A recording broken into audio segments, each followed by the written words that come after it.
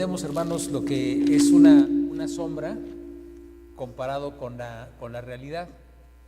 Entendemos que cuando vemos proyectada una sombra, pues aunque a veces nos resulte muy, pues de dar miedo, a lo mejor en las noches a los niños, finalmente no representa o no refleja la realidad tal y como es. Y es interesante que en esta porción de la carta a los Hebreos, el autor de la carta en el versículo número 1 dice que precisamente la ley dada por Moisés fue precisamente una especie de sombra de los bienes venideros. No olvidemos que la carta a los Hebreos, pues como su nombre lo indica, está siendo escrita para, en principio, aquellos judíos, hermanos en la fe, que tenían todo el trasfondo de la ley de Moisés y que estaban bastante familiarizados con lo que eran todos los rituales que se establecen en los primeros 5 libros de nuestra escritura, el conocido como Pentateuco. Todo lo que tenía que ver con el ritual de los sacrificios, todo lo que tenía que ver propiamente con el oficio sacerdotal como tal, y es precisamente en ese sentido que el autor, el Espíritu Santo de esta carta, lo que busca es, utilizando ese trasfondo, presentar a los judíos, y bueno, por supuesto a nosotros que a lo mejor estamos en cierta desventaja, porque no estamos tan familiarizados con toda la parte de la ley que ellos conocían bastante bien, pero presentarnos, tanto a ellos como a nosotros, la inmensa superioridad del sacerdocio del Señor Jesucristo y por supuesto la superioridad que no tiene analogía ni tiene ningún punto de comparación con lo que es el sacrificio mismo del Señor Jesucristo. Así es de que antes de participar de nuestra cena del Señor que venimos haciendo los primeros domingos de cada mes, me gustaría meditar con ustedes en algunos de los versículos que acabamos de leer, que me parecen muy útiles para preparar nuestros corazones para esta fiesta de recordación o de memoria que el Señor mismo dejó establecido. Dice que siendo la ley o teniendo la ley la sombra de los bienes venideros y no la imagen misma de las cosas, nunca puede, y aquí es muy determinante la Escritura, nunca puede, por los mismos sacrificios que se ofrecen continuamente cada año, hacer perfectos a los que se acercan.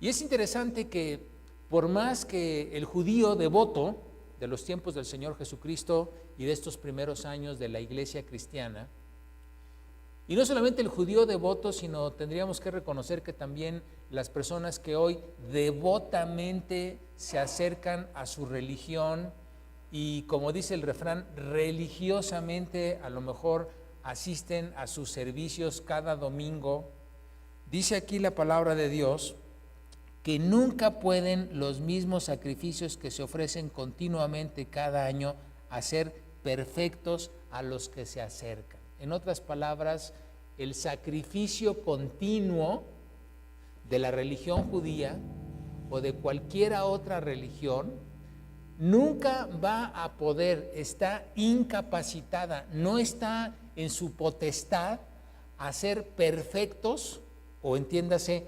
completos sin que les falte nada. Nunca lo van a poder hacer ninguna religión del mundo que se practica a los que se acerquen, por más que lo practiquen de manera rigurosa cada año. Y el versículo 2 dice una cosa muy interesante.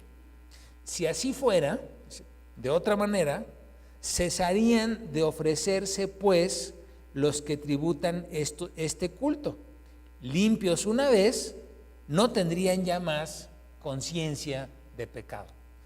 Dice el autor a los Hebreos, si todo este ritual establecido por la ley de Moisés, pero establecido por la ley de Moisés como una sombra que anticipaba lo verdadero, si todo este ritual fuese efectivo, si todo este ritual realmente cumpliera con el propósito que se le ha atribuido, dice, pues entonces, una vez que se practicara, y estando las personas ya limpias de pecado, no tendría necesidad de volver a ofrecerlo, porque sus conciencias estarían limpias de pecado.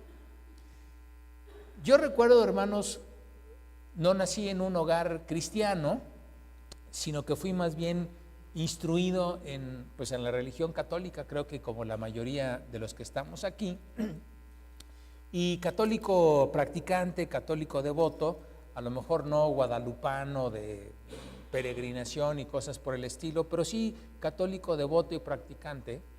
Y este versículo 2 para mí tiene mucho significado en el sentido de que ciertamente la conciencia de pecado era algo que siempre estaba presente en mí.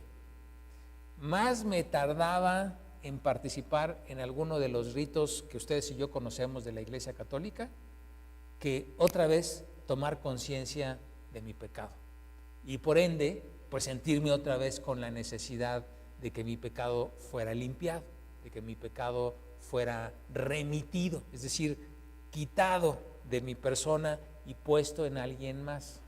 Más me tardaba en participar que en otra vez tener esta conciencia.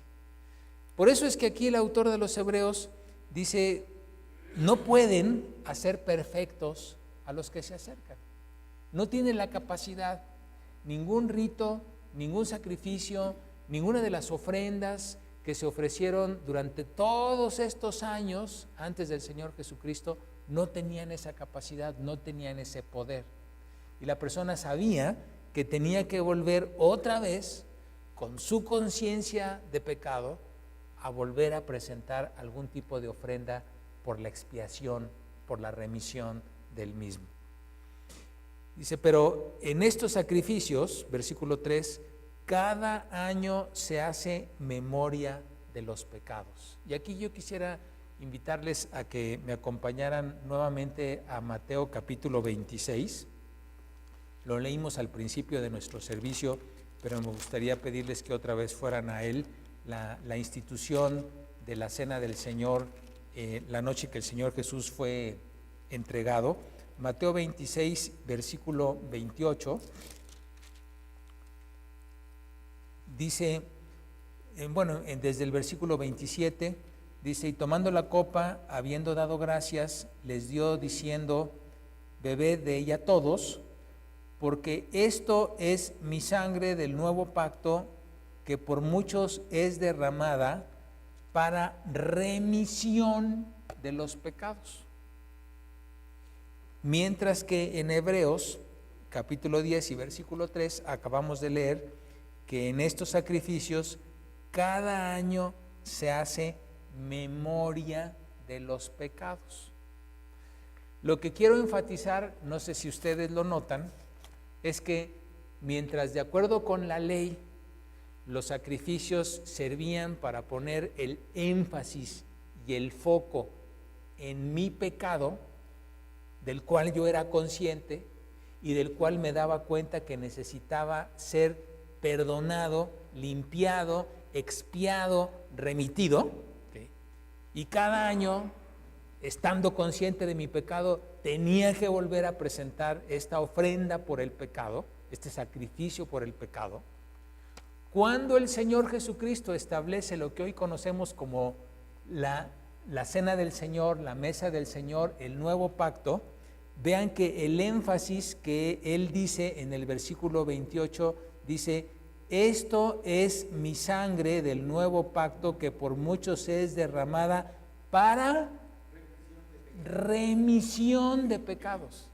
Es decir, para que tu pecado no sea ya más recordado o traído a la memoria, sino que mi sangre del nuevo pacto es para que tu pecado sea remitido, para que tu pecado sea quitado, para que tu pecado sea descargado de ti y puesto en mi cuenta, para que tu pecado sea de una vez y por todas perdonado, para que la conciencia de tu pecado ya no sea el foco de atención, porque yo pagué por tu pecado y morí en una cruz por tu pecado, sino para que el foco de atención sea ahora mi propia persona, dice el Señor Jesús.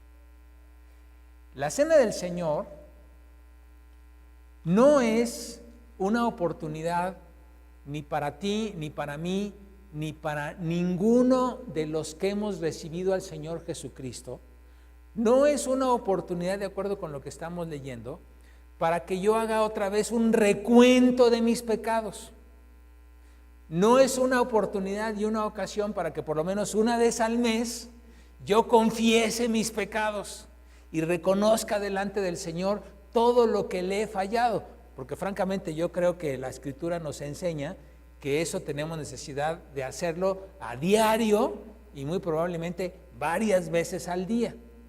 Cuando entendemos que hemos contristado o entristecido al Espíritu Santo, cuando entendemos que hemos fallado en el blanco, cuando entendemos que hemos transgredido la directriz del Señor, cuando entendemos que hemos andado fuera de su voluntad, bueno, ahí es la oportunidad, sin dejar pasar más tiempo, para arrepentirnos y confesar de nuestro pecado. Pero la cena del Señor, de acuerdo con las palabras mismas del Señor, es una oportunidad más bien para que nos enfoquemos, adoremos y agradezcamos a aquel que dijo que la sangre del nuevo pacto, derramada por muchos, ¿por quiénes muchos? Bueno, pues por todos los que aceptamos y creemos y confiamos y nos refugiamos en que solamente esa sangre es la única capaz de limpiar mi pecado. Esos somos los muchos que están aquí referidos por el Señor Jesús. Para que esa sangre y ese Cordero de Dios que derramó su sangre por nosotros sea el foco y el centro de la atención de una reunión como esta. Él es la cabeza de la iglesia y eso todos los domingos no dejamos de reconocerlo. Él es el Señor de la iglesia, es el Señor de nuestras vidas, como es el nombre de nuestra congregación.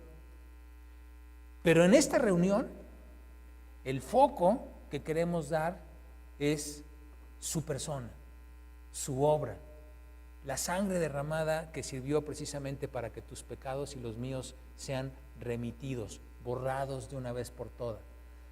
En gratitud por saber que esta conciencia de pecado que nos perseguía, que nos era muy clara, que algún día por lo menos el Señor hizo que su luz resplandeciera sobre nuestros corazones y nos diéramos cuenta de cuán pecadores somos y de cuánto pecado estábamos cargando en nuestra vida, que ese pecado fue remitido. Y dice aquí la Escritura en Hebreos, el último versículo que leímos, el versículo 10. En esta voluntad somos santificados mediante la ofrenda del cuerpo de Jesucristo hecha una vez y para siempre. Si la ofrenda del Señor Jesucristo tuviese que ser repetida cada domingo o cada año, como algunas prácticas que nosotros entendemos se siguen haciendo en nuestros días, pues entonces la verdad su ofrenda no sería muy diferente de todas las ofrendas que por el pecado se vinieron haciendo a lo largo de toda la ley y de todo el tiempo del Señor Jesucristo. Sería equivalente. Pero nosotros sabemos que la ofrenda del Señor Jesucristo, hecha en su cuerpo, fue una ofrenda que se hizo una sola vez.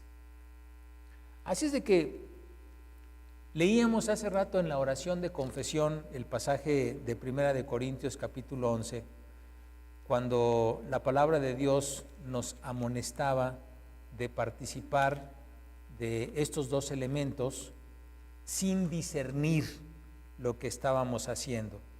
De manera que cualquiera que comiere este pan o bebiere esta copa del Señor indignamente, será culpado del cuerpo y de la sangre del Señor.